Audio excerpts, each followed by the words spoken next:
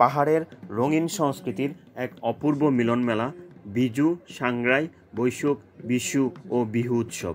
এই উৎসবকে কেন্দ্র করে রাঙামাটি জেলা শহরের মারিয়া স্টেডিয়ামে হয়ে গেল এক জমকালো ও ঐতিহ্যবাহী আয়োজন বলিখেলা।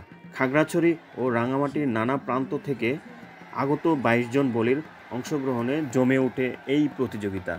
সবচেয়ে আকর্ষণীয় ছিল মহালছড়ির বাবু বার্মা বনাম খাগড়াছড়ি সদরের সৃজন চাকমার লড়াই।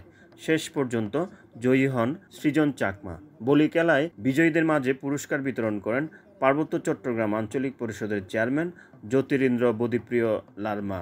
বলিখেলায় বিশেষ অতিথি ছিলেন রাঙামাটি ২৯৯ নং আসনের সাবেক সাংসদ উষাতন তালুকদার।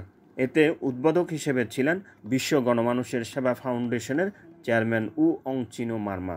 আয়োজকরা জানিয়েছেন, এই আয়োজন পাহাড়ি সংস্কৃতিকে জাতীয় পর্যায়ে তুলে ধরার একটি অসাধারণ উদাহরণ।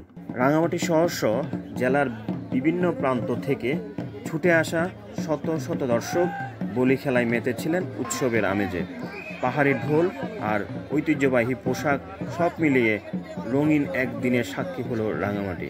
শুধু খেলা নয়, এটা ছিল সংস্কৃতি, ঐতিহ্য ও পারস্পরিক সম্প্রীতির এক প্রাণবন্ত উদযাপন। বিজয় ধর, ঢাকা ট্রিবিউন, রাঙামাটি।